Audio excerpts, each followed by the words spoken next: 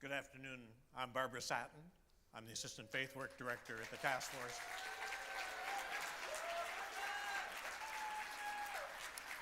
As is our custom at Creating Change, we take this time together for the scrolling of the names, this communal act of reflection, which allows us to remember the lives and works of those old and young, LGBT and allies, who have been taken from us this year. Though gone, we know they remain in our midst through their valuable contributions to our movement. As I was preparing my remarks for this occasion, I came upon the words of Bishop Gene Robinson, the gay Episcopalian bishop from New Hampshire, who made the following comments upon receiving his award for longevity in the movement at Creating Change in Atlanta in 2013. He said, "I'm so proud to be part of this journey. I want to hold your hand, stand on your shoulders, and have you stand on mine." Yes, Creating Change is about connecting. I want to hold your hand. It's also about honoring. I want to stand on your shoulders. It's about wanting to have an impact. I want to have you stand on mine. While these words appropriately describe the Creating Change experience, they're also a fitting introduction to this calling of the names, an event where we honor the lives of those who've left us during this past year. Some, after many years of fruitful, effective labor, some left us far short of the potential they had for changing our lives and changing our world. Some left us violently because of the fear and hatred of others. Some left us because the struggles overwhelmed them. Or as my dear friend Stephen, who wrote to all his friends before taking his life this past December, "I'm not of this world. I don't belong here." No matter the cause or the reasons, these names are our litany of honor. But I expect they're not the only names that are on our minds today. Who would you call out as teachers, mentors, friends, loved ones, those whose lives were lived so that we might be in this moment? Please call out the names of those in your lives who have passed but are imprinted on your heart or still an essential part of your life. I call out Stephen. Who would you call out?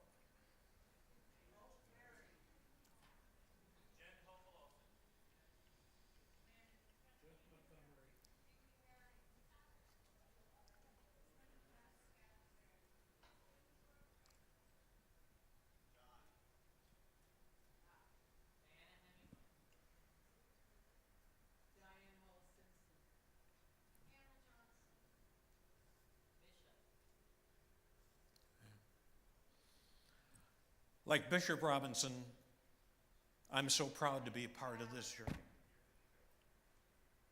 I'm so proud to be a part of this journey with you, connecting, honoring, and seeking to have an impact. So let me close with another valuable admonition the good bishop also had for me, and I expect for all of us. He said, "We love to talk about justice. It's the doing of justice that's hard. I believe it's a work we are called to do.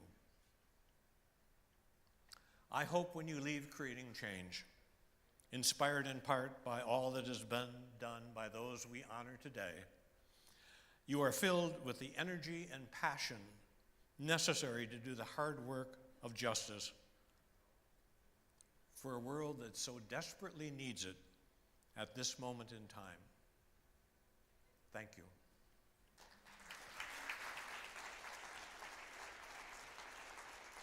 Friends, please welcome Ray Carey, Executive Director, and Kierra Johnson, Deputy Executive Director.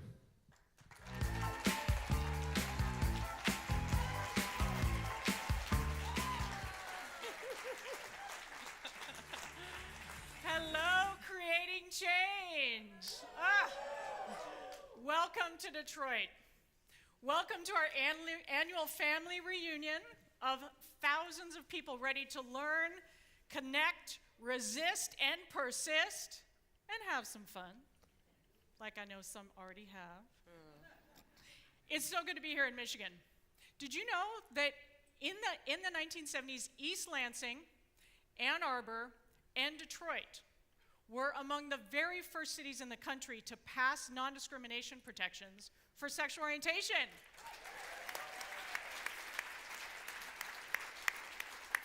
And they have all added gender identity protections as well. Thank you, Michiganders, and thank you, Detroit, for hosting Creating Change.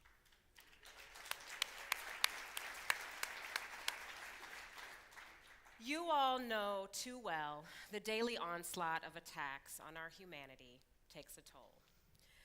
At the task force, we are practicing taking the time and the space to breathe together, to be intentionally connected to our bodies and to each other. And we want to take some time to breathe with you again today. I know, right? Like, clap for breathing. I hold my breath way too much in a day. So let's all take a big breath together on the count of 3. 1, 2, 3.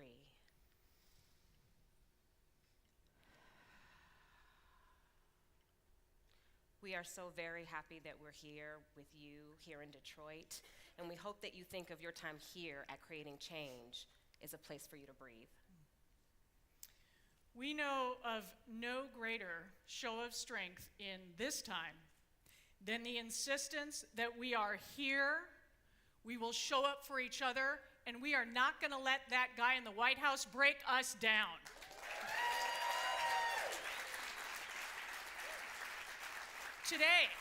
Today, here, no matter who you are, actually because of who you are welcome here.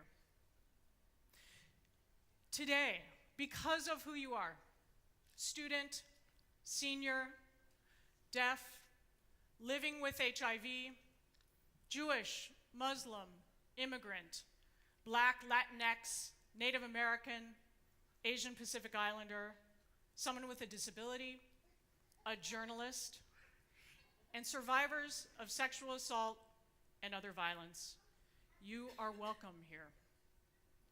If you are a government worker or have family and friends who are, you are welcome here. We welcome all of you who are bi+, trans, gender non-binary, pansexual, asexual, aromantic, intersex, fluid. And all of us who defy labels and who know that language will never be adequate enough to express fully who we are. We are a stronger movement because of you. To say that the last 2 years have been tough is a major understatement. After 2 years of cruel attacks of an amoral white supremacist administration, we pretty much know how this is going to continue to go down. But we are not going to stop. We are not going to slow down, and we are never going to give up. That's right. That's right. We believe the LGBTQ movement is especially suited to lead in this time. As LGBTQ people, in all of the intersections of our identities, we know what it means to adapt. We know what it means to draw on our inner resources. We know what it means to survive. Over the last 2 years, our rage has been unleashed. But what has also been unleashed is a new level of activism that is more collaborative across progressive movements. I don't know about you, but more than ever, I am committed to fighting for democracy. I am more committed to voting rights, and I am more committed to holding our elected officials accountable.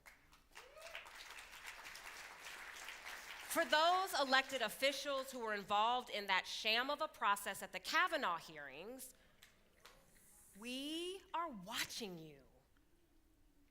For elected officials who stand in front of the American people and refuse to listen to the voices of women, to people of color, to the LGBT community, we are watching you. For elected officials and those who support them, who have turned their chant, "Lock her up," into a surrogate rallying cry for criminalizing women, for criminalizing Black people, for criminalizing immigrants, we are also watching you.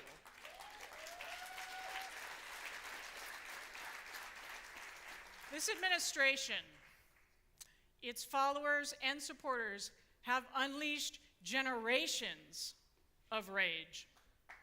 Rage about who holds power in this country, rage about shutting people out of democracy. But we don't just rage, we're activists after all. We turn that anger, that pain, into action.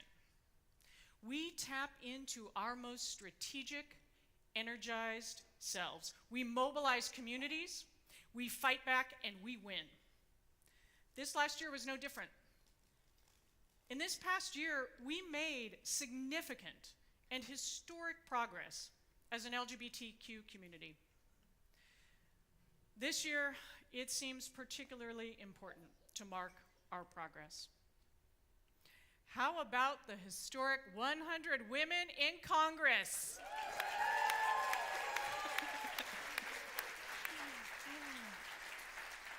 And the rainbow wave of candidates with over 150 LGBTQ people elected to public office. We have our first out bisexual U.S. Senator in Kyrsten Sinema. That's right. We have our first out gay man, Jared Polis, as governor of my home state of Colorado. And the first Native American lesbian in Congress, Sharice Davids. Yes. Big thanks to the voters, the state equality organizations in the room, along with Victory Fund, HRC, and LPAC for supporting LGBTQ candidates. In Florida, the Second Chances campaign on Amendment 4. I know, right? It's like Mufasa. Amendment 4 restored the right to vote for 1.4 million people in Florida who had permanently been excluded from voting because of a previous felony conviction. Our task force staff, I got chill bumps. Our task force staff led the LGBTQ outreach for that campaign. Did you know that LGBTQ people are 3 times as likely to be incarcerated than non-LGBTQ people? No, really, did you know that? Did you also know that 42% of the national population of women in prison identify as lesbian or bisexual? We are not in these fights just in solidarity. Voting rights and criminal justice are LGBTQ issues. And for anyone who still thinks their votes don't matter, in just the last few weeks, governors from Ohio, Kansas, Wisconsin, and right here in Michigan all signed executive orders banning discrimination against state employees.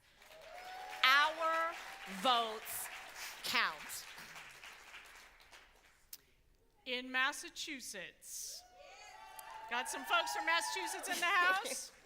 In the first ever statewide vote to keep protections for transgender people in the state's non-discrimination law, we saw an historic nearly 70% of voters agreed that we will not tolerate attacks on transgender people. Thank you to the Yes on 3 campaign Freedom for all Massachusetts. Yes. The task force and dozens of other organizations were proud to join you in working for this important win. Any New Yorkers in the house? Just last week, they passed a ban on so-called conversion therapy. That's right. And finally, after 16 years of work, New York State finally passed gender.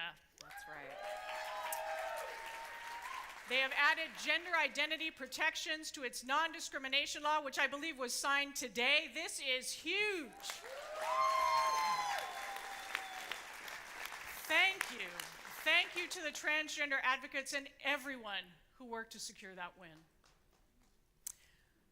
I'd actually like to pause for a moment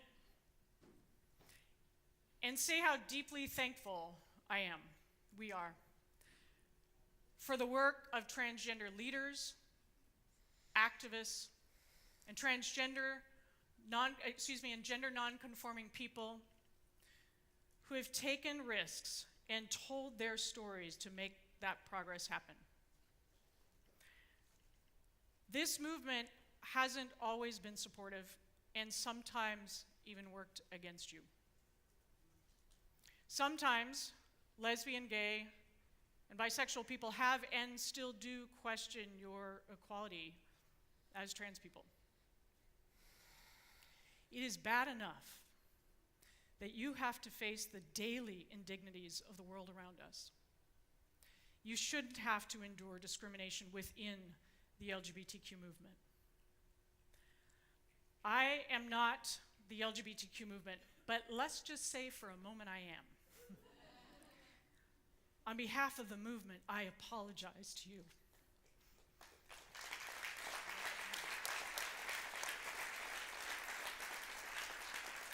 Our movement and our country owe you a debt of gratitude for insisting on your humanity, for not giving up, and for showing leadership. Thank you.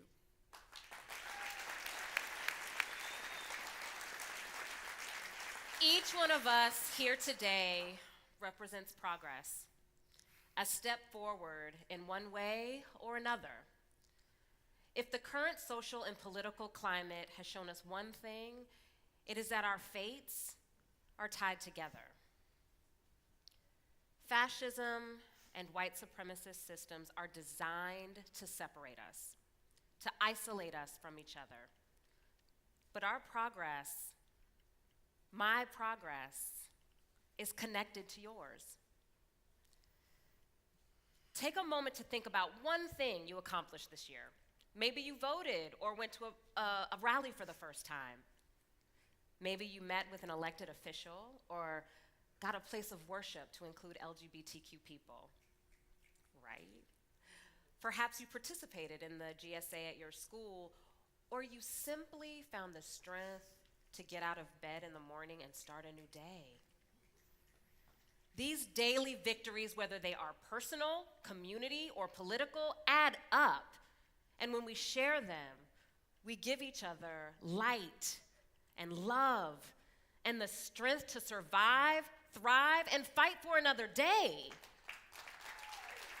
We hope that you will share your successes with us on social media with the hashtag CC19 this week.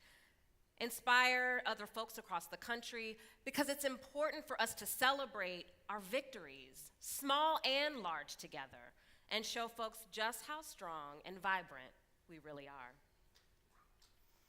And yes, we do have our work cut out for us, big time. We still have 29 states, including Michigan, that don't have full statewide non-discrimination protections. 29 states. 97% of LGBTQ people live in a state with an HIV-specific criminal law, or in a state where the law has been used to prosecute people living with HIV. Most of these laws specifically target people engaged in sex work and people who use drugs, exacerbating race, class, and gender disparities in the criminal legal system. We must continue the work to create the families we want, including when we want them, with access to birth control and unimpeded access to abortion.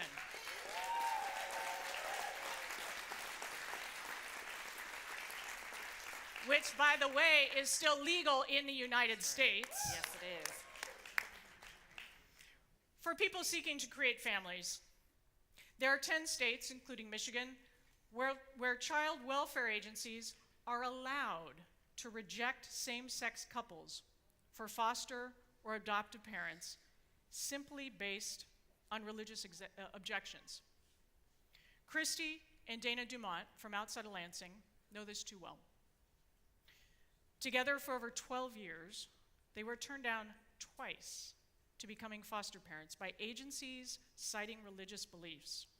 These are state-funded agencies using tax dollars to discriminate, and we want to thank the ACLU for filing a lawsuit in Michigan and those of you advocating for changes in this state. The work remains. We must have federal non-discrimination protections for LGBTQ people. Yes. And we look forward to the reintroduction of the Equality Act in Congress. In doing so, we have an opportunity to educate our own community, as well as our country, that no, marriage equality did not solve all of the discrimination. No, it didn't do it. And that our cause is as much about a case for what is morally right as it is a policy fight. We must address the systemic and societal racism, sexism, and transphobia that creates a climate in which it is at all possible to murder trans women of color. And we need look no further than Tuesday's Supreme Court ruling to know that transgender people must be allowed to serve openly in the military. And we will continue the fight to make it so.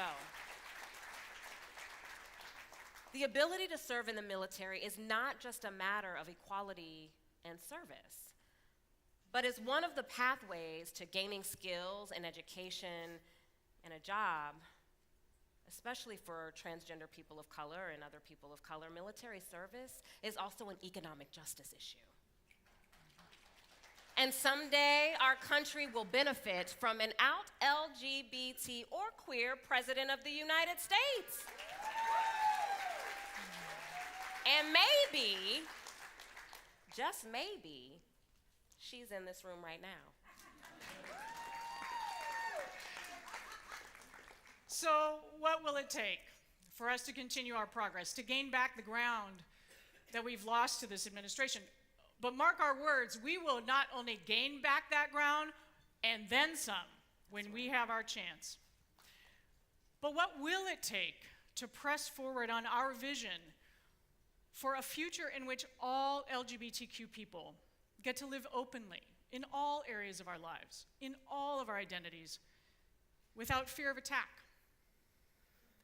In addition to our own LGBTQ movement's history, we need only look at the last few years to find more clues about who we need to be and what we need to do to continue moving forward. The rise of the movement for Black lives, the Dreamers and immigrant rights, the Me Too movement, the Women's March, the March for Our Lives Against Gun Violence. So what is it about these movements that have catalyzed millions that might have otherwise sat on the sidelines? What has it been that's inspired so many people to get out and take action in the streets and at the polls? These actions, these moments, these movements do a number of things, but I want to talk about 3 of them. First, they make the implicit explicit. They make the unspoken spoken. And when one person dares to speak about sexual violence, racism, being undocumented, they give courage for others to do the same. Giving voice to those things that dominant culture doesn't want to acknowledge allows for the opportunity to actually do something about it. Second, these movements put people and not issues at the center of the fight.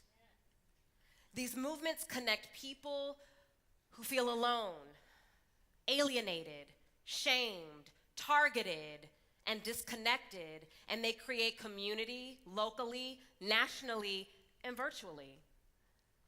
They make activism and collective power accessible to the people. They put our stories, our lived experiences first, before policy, speaking to our hearts and speaking to our souls. Third, these movements combine multiple strategies and tactics. Organizing in the streets, changing minds in the halls of Congress, social media organizing and civil disobedience, engaging celebrities to take up a cause, registering people to vote, town halls, and GOTV. No one strategy or tactic ever won us a civil right or social change. Plus, employing multiple strategies actually engages more people. It engages angry people who are energized, but not quite sure how to take actions that are bold and meaningful. And that results in deeper commitment to change. And given how long social change takes, that deeper commitment sustains people through the darkest of days. And the impact of making the unspoken spoken, putting people first, and engaging in multiple strategies? Let's take a look. In November, voter turnout hit a 50-year high, with 47% of eligible voters voting in the midterms. In some states, it was even higher than that. The 116th Congress is the most diverse Congress in the history of this country, with a record number of women, people of color, and out LGBTQ people. That's right. Until Stacey Abrams and Andrew Gillum last year, no black person had ever been a Democratic Party nominee for Florida or Georgia. That's right. That happened. That's right. From the Golden Globes to the streets, actors and musicians are teaming up with activists to push for fair wage, gender justice, and the end of sexual harassment and assault, with real accountability happening in the courtrooms and boardrooms across the nation. Sadly, we're not there in the Supreme Court, but we'll get there. Where denial once existed, there is now an acknowledgement of and a commitment to eradicating the existence and persistence of white supremacy and toxic masculinity, including on the left.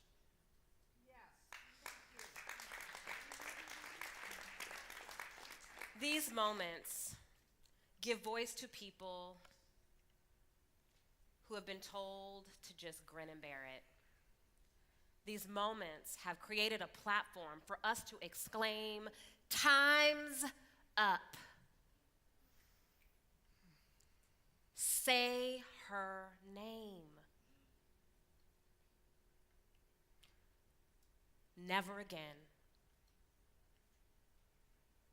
Sí se puede. Black Lives Matter. I talked about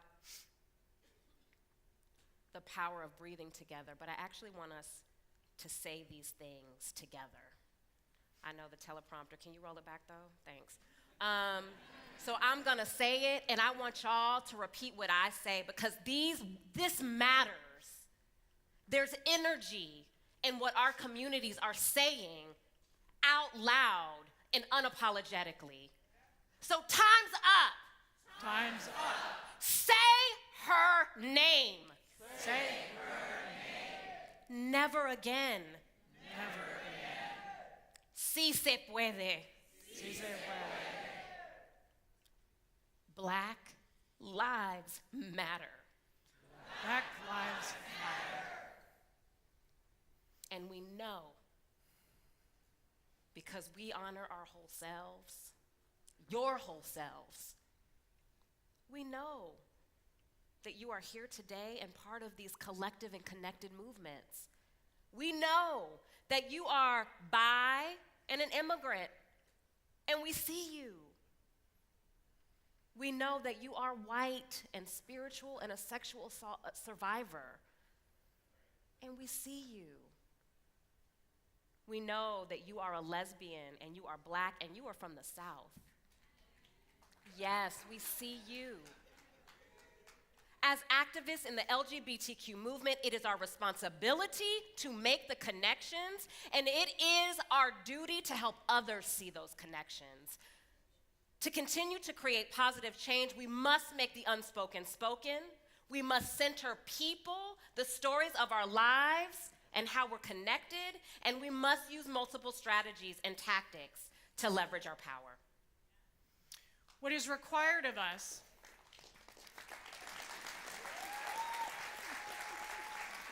I do that all the time in the office. I just walk over and go. What is required of us to move into this next era of LGBTQ freedom is to have faith, have hope, trust in the power of our collective action.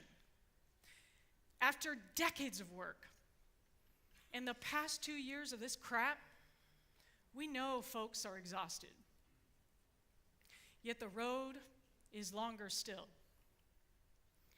We know far too well that our rights have never been given to us, but have been fought for decades and even centuries, winning at high cost to many of our ancestors, our elders, and many of you in this room. But even with all we face today, we are making progress. Just last year, many were convinced that the campaign focused on restoring the voting rights of convicted felons in Florida couldn't touch the hearts of voters, wouldn't get them to the polls to take action. And many in our own movement suggested that we shouldn't spend the resources to fight for transgender people in Massachusetts, that we can't possibly go door to door because people just aren't ready. And yet, we are here having won both campaigns. Pigs are flying and hell has frozen over. We are living in a time where what was seen as impossible is possible. The unwinnable is winnable. And as we celebrate the 50th anniversary of the Stonewall riots, yeah, they tried to get rid of us, but we are still here. We are still alive, and we are strong. Because of the years and years of work, the things we were told that couldn't be are here, and they're emerging. And it is because of each and every one of you in here that that's happening. So be tired, but also be fired up. We have to remember, it didn't just take a year or two to win the right to vote for women. It didn't just take a year or two to win civil rights. It didn't just take a year or two to get the government to pay attention to gay and bisexual men and people of color who were dying of AIDS. It didn't take just a year or two to win marriage equality, even though sometimes people say it like it was like a 13-month campaign. We all know that we have to be in it for the long haul. We have to be unrelenting. Let's be bold, creative, and fresh. Let's be willing to act, fully knowing that at times we will fail. Act because the alternative is that we do nothing and we're left with the status quo. Let's insist that our government be responsive to LGBTQ people and the wholeness of our lives. We, in this room, and thousands of people across the country like us, will be the ones to move the ball forward towards full freedom and liberation for LGBTQ people. And as you move through the next few days here at Creating Change and beyond, think about what mark you want to make in this movement and in the world. What difference do you want to make? And start taking those steps now. The LGBTQ movement was made for this time. You were made for this time. We were made for this time. We will honor our ancestors and our children by fighting like hell. And remember, our full vision for full liberation, justice, and freedom is more than possible. It's inevitable. Thank you. Bass drum.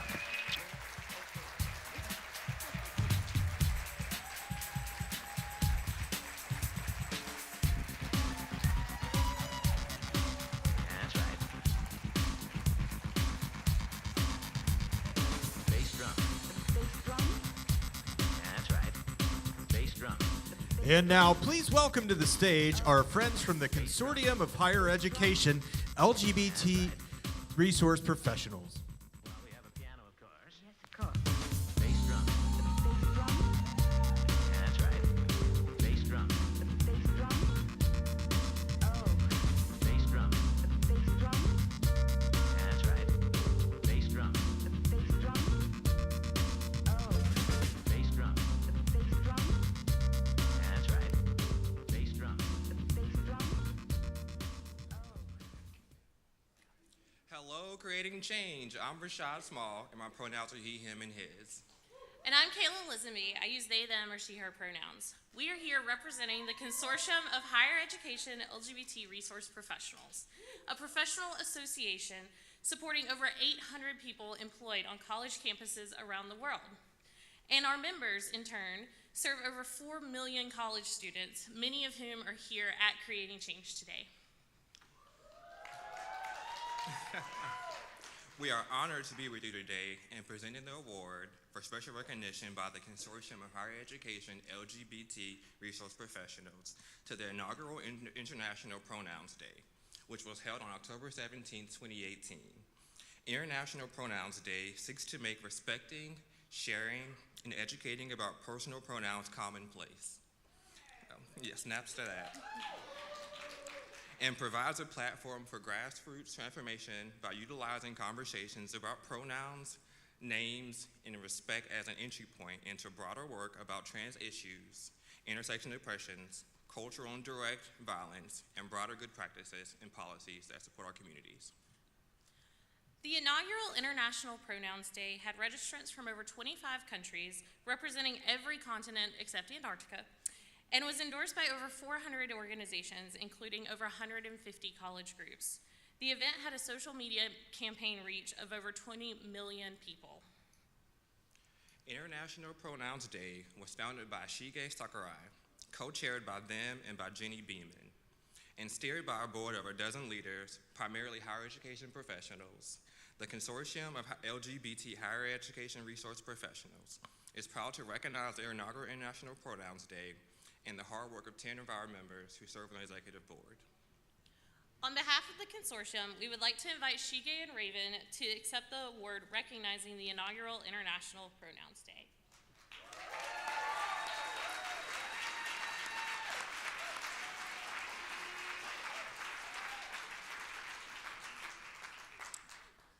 My name is Shige Sakurai, and I go by they and them pronouns, and I'm the founder of International Pronouns Day. And hi, my name is Raven Smith. I use they, them pronouns, and I am an executive board member.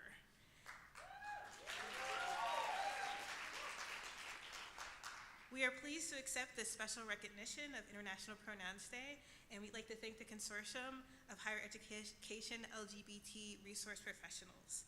This award is for our organizers, our endorsers, our board members, volunteers, and participants who have proven that together we can make waves.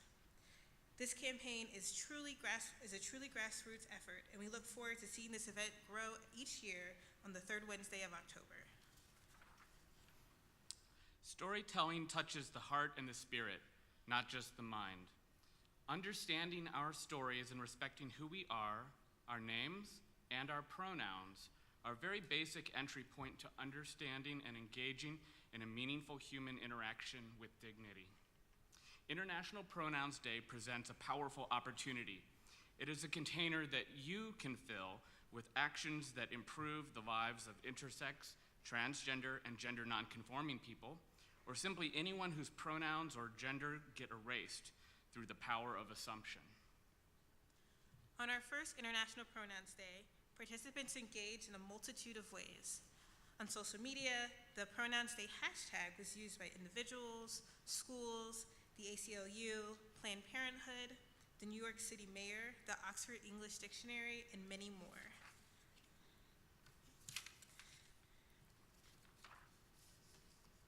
In Slovenia, a youth group collaborated with an Italian trans organization to create a collection of photos and stories of trans and gender nonconforming youth across Europe, telling their stories in their own words and sharing how pronouns matter in their lives. Cartoonist Justin Hubble created a 16-panel comic strip especially for International Pronouns Day. Numerous groups created workshops and panels or hosted information tables and handed out pronouns buttons that make it easier for people to share and respect pronouns.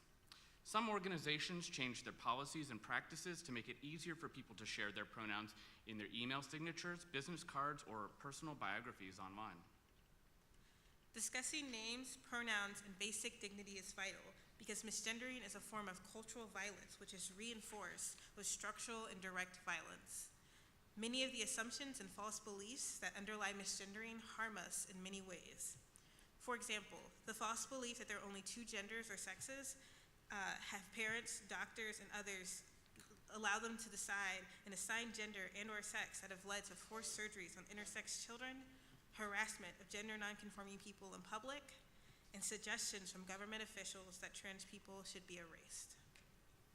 These are human rights issues and issues of health and wellness. Last year, a study conducted by researchers at University of Texas at Austin found that when youth were referred to by their chosen names, that it reduced depression and suicidality. So we have to remember that being referred to in affirming ways may seem like a surface level issue to some, but it is so much deeper. So what can you do? Mark your calendar for the third Wednesday of October.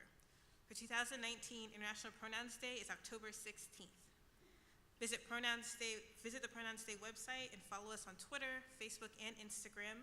And on our website, you can register or endorse the campaign. As a grassroots effort, you can make your mark. How do you want to use education, advocacy, arts, creativity, and community in action to shift the culture? There are many ways this campaign can expand as local groups take up interest and develop their own activities and materials for their local, linguistic, and cultural contexts. From the bottom of our hearts, thank you for your passion and purpose in making International Pronouns Day a success. Thank you.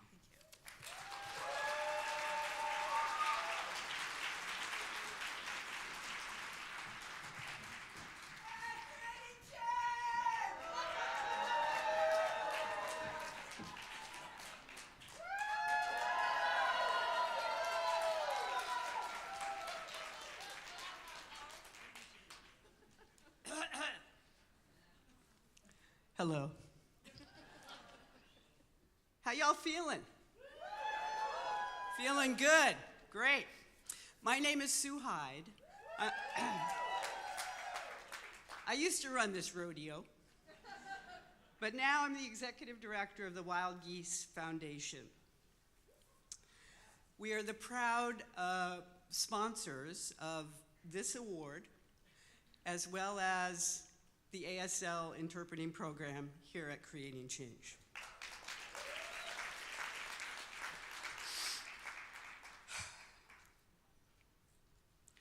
Meanwhile, the wild geese high in the clean blue air head home again. Whoever you are, no matter how lonely, the world offers itself to your imagination. calls to you like the wild geese, harsh and exciting, over and over, announcing your place in the family of things. That's an excerpt of the poem Wild Geese by the late, great Mary Oliver. May she fly forever in her clean blue air. I am honored and proud to present the Susan J. Hyde Award for Longevity in the Movement to two women well-loved in the Detroit area, in Southeast Michigan, and in the United States LGBTQ communities. Please welcome and adore Susan Horowitz and Jan Stevenson.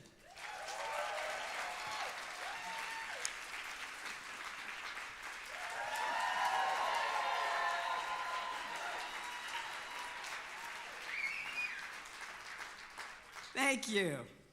Hereabouts, you know Jan and Susan as longtime movement stalwarts, and since 1995, the co-publishers of Pride Source Media Group and the publishers of Between the Lines newspaper. BTL became this dynamic duo's media project in 1995 when Susan had breakfast with the then publishers in Ann Arbor. They wanted to sell the paper, and Susan wanted to buy the paper. And so she called Jan and said, I just bought Between the Lines. And nothing was ever the same after that. And this is the story of their lives. We can be grateful that each and together, Jan and Susan followed their best instincts, intuitions, and desires, and that nothing is ever the same after that. Susan Horowitz's Brooklyn family includes her Holocaust-surviving grandmother, and it is to her that Susan attributes a family-wide sense of urgency, emergency, and political perspicacity. Susan thought she wanted to go to medical school. In fact, she was the first prize winner in a Brooklyn-wide science fair. So off she went to Brooklyn College to toil in the labs and the science library. But this was the early 1970s, so Susan's attentions were quickly morphed to politics, and specifically social justice movements of the day. In 1973, she took a break from US politics to spend a year on an Israeli socialist kibbutz near Haifa. On return to this country, Susan landed back in New York City, where feminism captured her imagination and estimable energies. Susan knew that she who owns the press is guaranteed the freedom to print, publish, and produce images and words. She became the founder and co-owner of Tower Press, dedicated to commercial printing of work that was often rejected by other commercial printers. Tower Press was the printer of choice for the Estrella Lesbian Foundation, Women Make Movies, Lambda Legal, Lesbian Herstory Archives, National Gay and Lesbian Task Force, ACT UP New York, and many other movement organizations.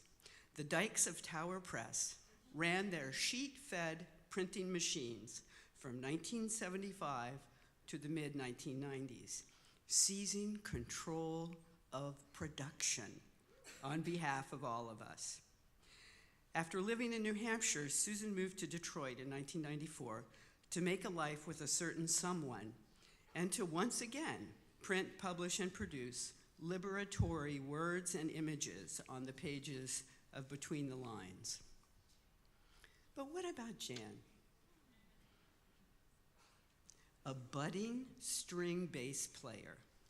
Jan came up in Bedford, Ohio, and studied the musical craft in the lavishly layered musical environment of Cleveland, home of the country's best symphonic orchestra. Jan went on to earn degrees at the University of Cincinnati's College Conservatory of Music and at Yale University's Graduate Music Performance Program. Jan rode a symphonic and chamber circuit in the Northeast, performing with orchestras in New Haven, Poughkeepsie, and other hot spots of New England. Jan's musicianship got the attention of the New York Times, which dubbed her an up-and-coming bassist. Jan loved music, but she didn't love the business of music. So she just switched to plain old business and earned a degree, a master's degree in business finance at Drexel University in Philadelphia. She worked as a corporate banker and then, as fate would have it, moved to Detroit in 1988 with her then girlfriend. She landed at a Detroit bank where she endured both misogyny and homophobia that eventually drove her out of commercial banking and into the arms of the LGBTQ community. Jan became the first executive director of Affirmations in 1992 after serving as its board president. In 1994, Jan, with others, founded the Hope Fund, one of the largest grant makers to LGBTQ projects in the state of Michigan. And I'll be darned if Jan Stevenson wasn't one of the co-chairs of the local host committee for the 1995 Creating Change Conference held right here at the Marriott Wren Center. But what about Susan and Jan? Because this is a love story. Theirs was one of many relationships born out of mutual dedication to the National Gay and Lesbian Task Force.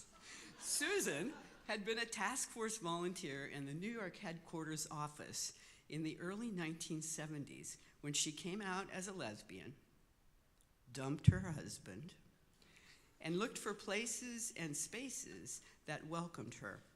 In the early 1990s, both Susan and Jan served on our board of directors, Susan as chair of the fundraising committee, and Jan as the board treasurer. As Susan said, we looked at the same numbers and came to very different conclusions. Jan was looking for financial solvency, and Susan was looking for revolution. Nonetheless, they worked together and happily for 8 months, pulling the organization up by its bootstraps. It was at the May 1994 board meeting in Seattle, Washington, that the light bulbs snapped on above their heads, and voila.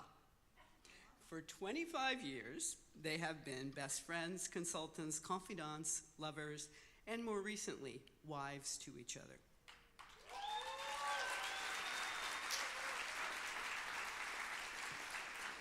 I asked them both about some watershed Michigan moments. You know, the moments after which nothing is as it was before. For Susan, the Michigan 2004 ballot question campaign on marriage, which was lost along with 12 other statewide ballot questions on marriage that year. Thank you, George Bush and Dick Cheney. That gave rise to a deep community process of reflection. Filled with both despair and urgency, LGBTQ people came together in a project called the Peninsula Group to learn more about their community's strengths and challenges, opportunities for growth, and learning curves to navigate. And from that process, LGBTQ Michiganders emerged. It is Michiganders, friends. What's good for the goose is good for the gander. Multiple puns. From that process, thank you, LGBTQ Michiganders emerged to create new opportunities, feel their resilience, and build community power and strength all over the Mitten State.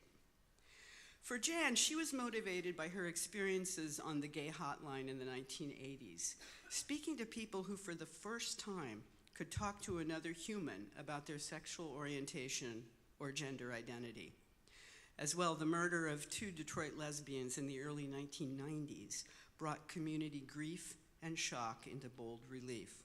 The burgeoning hunger for togetherness birthed Affirmations, a space for solace, healing, support, and queer family, a holding space and a space to hold each other.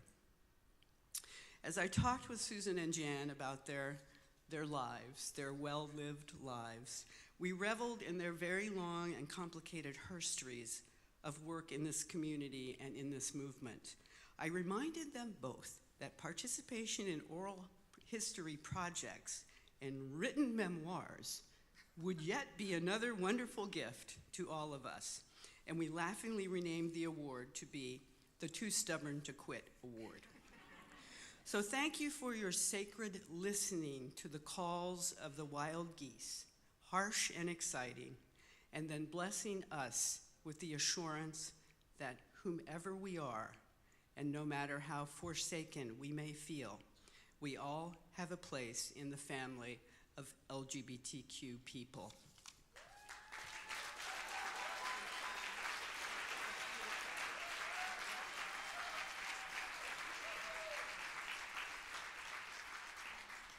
Hello, Creating Change.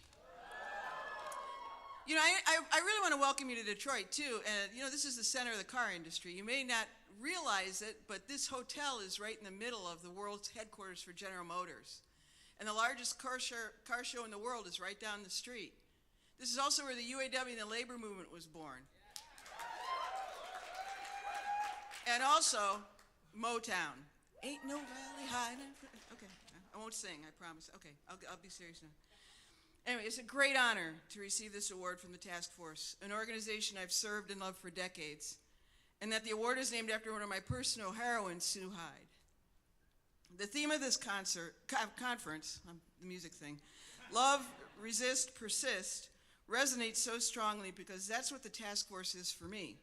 As a board member and volunteer, I learned about organizing, working in diverse groups, struggling with complex issues, and learning to accept that the good is not the enemy of the perfect. The task force, and especially Sue Hyde, have embodied to me that in organizing, kindness, empathy, and compassion are as important as being right, that empowering others raises us all. The task force is resistance against all the isms that divide us and destroy our humanity. This resistance is not always pretty, it's not clean. And progress has not always been attained, but the efforts have been genuine. I can count on the task force to speak up and speak out, to resist the pigeonholing and stereotyping of any people, and to lead, especially when the going is tough. And to persist.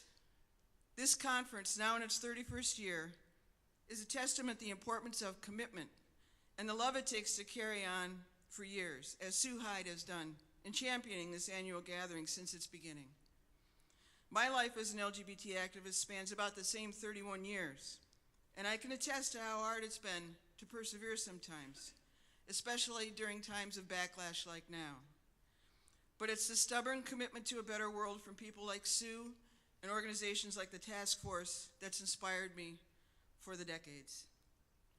So thank you for this award, and let's keep up the resistance. Ditto, ditto. I want to add my gratitude. It's truly an honor, and I'm humbled to receive this and get to share it with the love of my life. It couldn't get any better than that.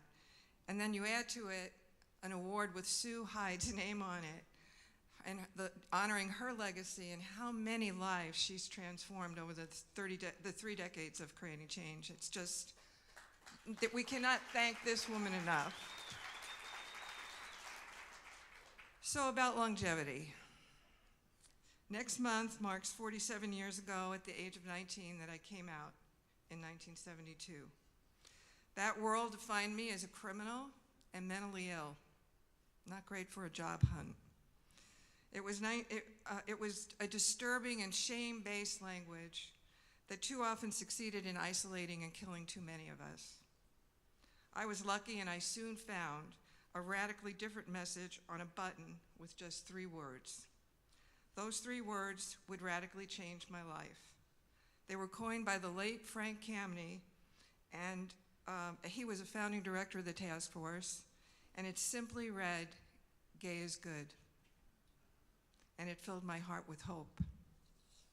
I knew then, and I believe today, as I am sure Frank Kameny did, that who has the power to define us in life is an essential key to our liberation.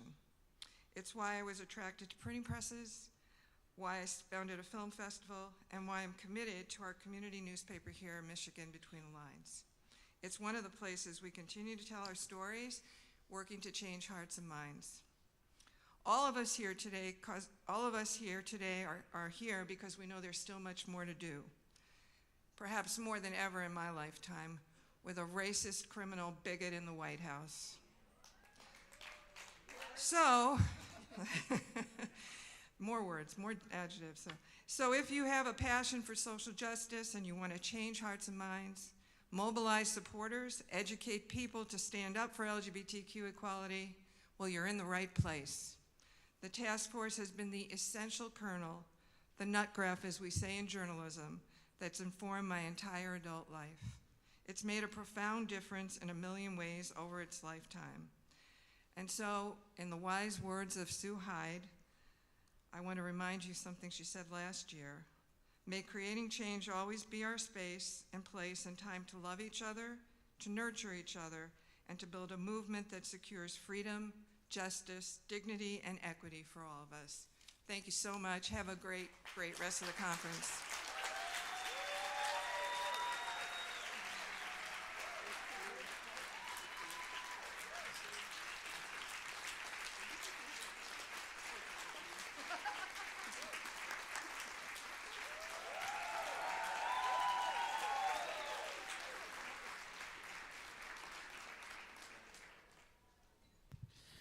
Please welcome to the stage Evangeline Weiss.